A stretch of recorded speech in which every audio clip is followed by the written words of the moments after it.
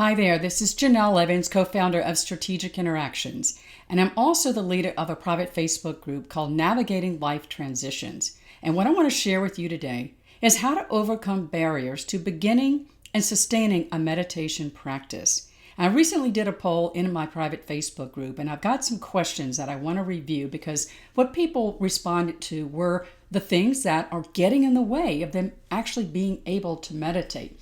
So I'm going to share that in just a minute. But first, let me just say, why is it even important to meditate? A daily meditation practice is just a powerful tool for managing chronic stress. And meditating also raises our self-awareness radar, and that helps us tap into our heart's desires and our priorities in life.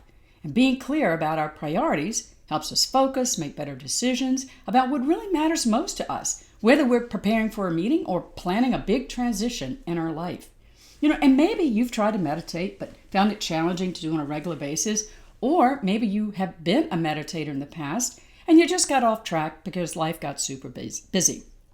Either way, wherever you are in your meditation journey, as a certified mindfulness and meditation instructor, I know I can help you overcome the typical barriers that people face when they try to begin and sustain a daily practice.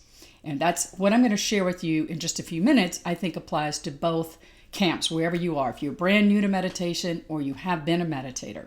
Now, many of you listening to this know that I'm a passionate person about meditation because it changed my own life like 13 years ago, almost to the day.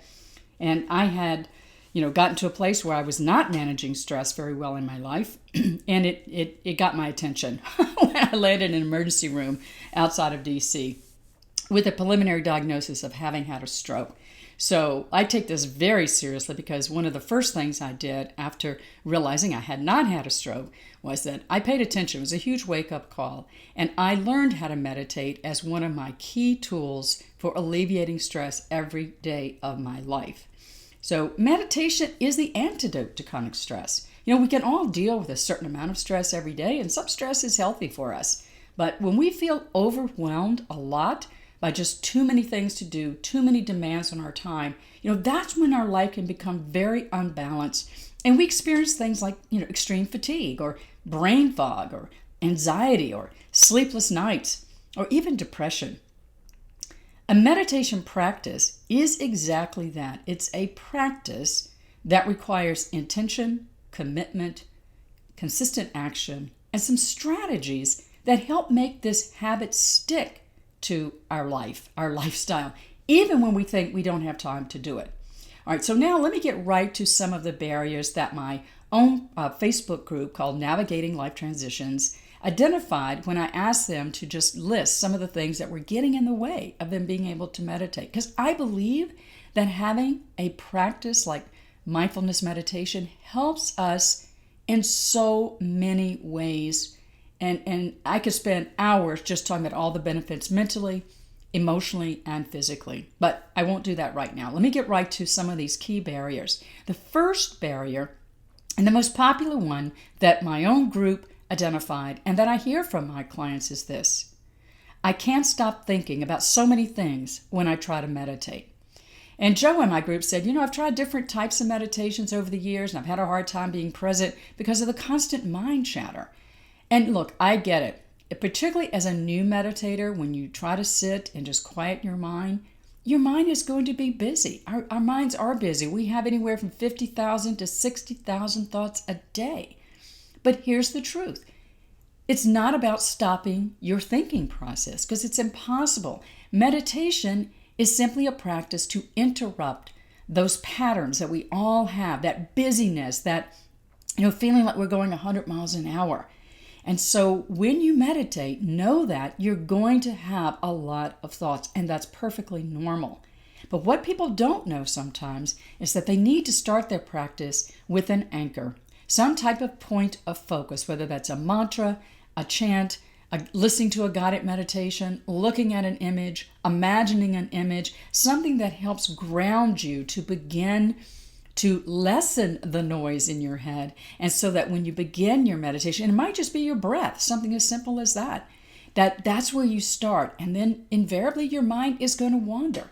It's going to take an exit, and you just bring your thoughts back very gently to your point of focus. And the more you practice meditating, the easier this kind of management of your mind happens. But in the beginning, it's going to be something to really master. I mean, meditation is a skill, just like learning how to play the guitar or tennis or something else. So just know that as the more you practice, this will lessen. But you'll always have what I call roaming thoughts, but you just bring them back to your point of focus. All right, now the second most popular barrier that my group identified was this. I'm not sure I'm doing it correctly when I try to meditate. A lot of people feel this way. It's like, oh, I'm not doing it right. Why should I try? And here's the truth is if you can sit and breathe, you can meditate. Now, there are different ways of meditating, but the core of meditation is that sitting, breathing, focusing on one thing until your mind just lets go. And then eventually, yes, it's going to wander and you bring it back to this point of focus. Now, that's something that people honestly don't know, as I said earlier.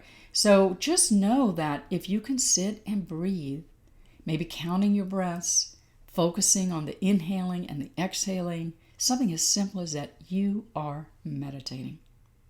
The third most popular barrier that I found from my group and what I hear from a lot of my clients is this. I have too many distractions to be able to sit and meditate. And Annie in our group said, I've been saying for years I'm going to meditate and I want to get started in 2020, but my struggle is that when I wake up, I feel tired, so I have a cup of coffee and then I'm ready to go, and then I don't do it. So what I would say to that case, for those of you who really do want to meditate in the morning, and honestly, it's probably the most ideal time because then you've done it and nothing else is going to take that time away from you in the rest of your day. However, I'll come back to this. The morning is not possible for everyone. But in this case that Annie's sharing, I would suggest this. Get up 5 minutes earlier and start meditating with just 5 minutes using a timer or using an app on your phone and just establish the habit. That's the work of meditation. Meditating is easy, but establishing the habit is what can be challenging for people because you're fitting it into your already very busy life. But I don't know if any of you have read the book by James Clear, Atomic Habits. If we can break down these new habits to what he says, there's atoms of behavioral change, and starting with just like 5 minutes of meditation, which would be an example of an atom of behavioral change, then that's what we can do. And I would suggest to Annie to do that. Get up, 5 minutes earlier, meditate for 5 minutes before you have that cup of coffee, and then gradually increase your meditation time and your getting up time by only like 1 or 2 minutes every week. And over time, you'll start to feel the benefits of just taking this very short, micro break in your day, and then you'll be motivated to continue the practice. And over, say, 6-8 weeks' time, you may get yourself up to 15, 18, 20 minutes of meditation. And that's where the magic is. That's where you feel even more benefits mentally and emotionally and physically. Think of it like when you wake up, you want to fill your tank with just positive energy, right? And a ritual like meditation can really do that for you. And then you can enjoy that gift that you've given yourself the rest of the day. You'll have more clarity, you'll have a greater sense of calmness and emotional control throughout your day. All right, number 4 that came up in my group as the most popular barrier was this. If I don't meditate when I wake up in the morning or before going to bed, it doesn't happen. And Kelly had posted, I've got trouble making time before a workout at 7 and trouble fitting it in after that. So I would suggest to her, try some other times like before lunch, or what we call the happy hour meditation before dinner, at night. And this again goes back to what James Clear talks about in his book called habit stacking. Build this new habit of meditation on top of something you're already doing. Now, for morning people, that might look like getting up, brushing your teeth, taking a shower, meditating.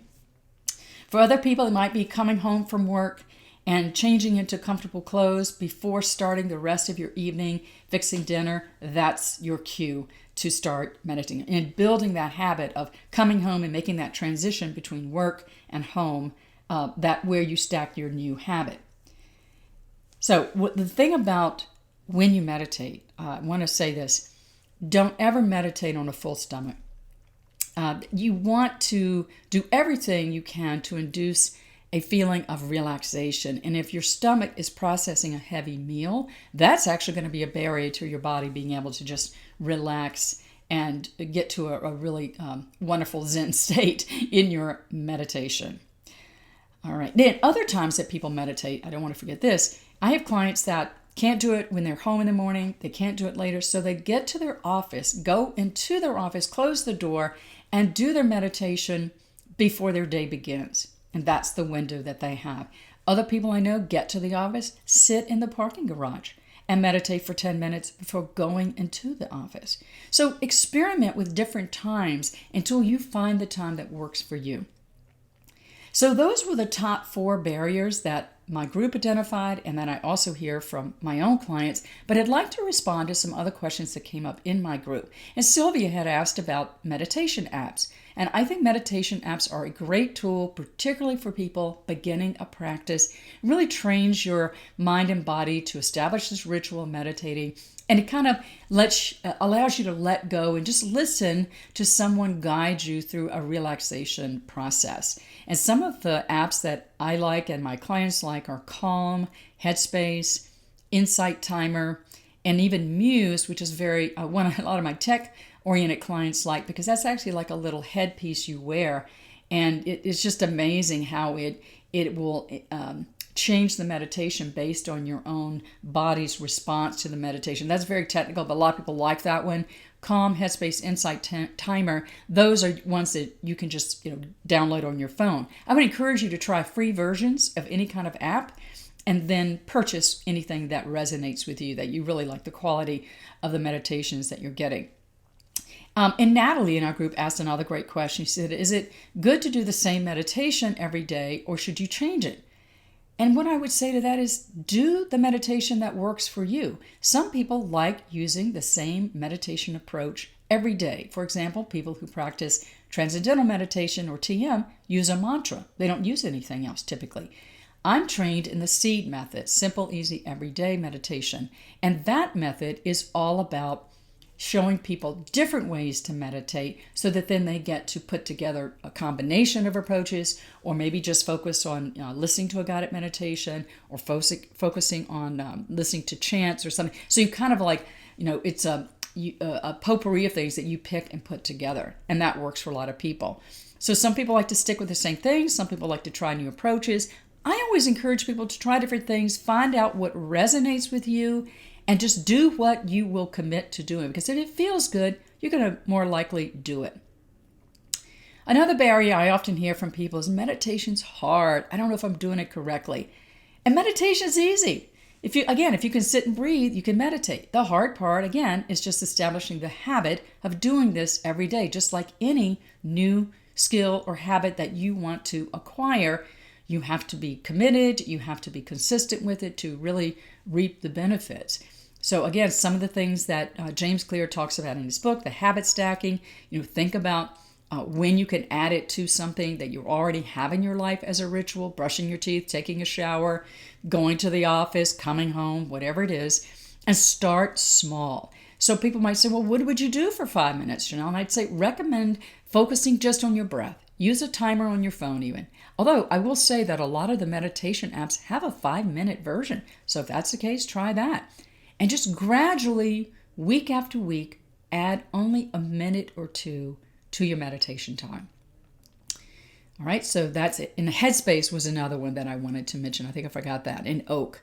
So again, any new skill that we're trying to learn can feel more challenging at first, but then once we master it, we go, got it. We got that. We just automatically do it. And then when you're, think of it like planting a meditation seed for greater calmness, and you're going to watch this seed just grow over time.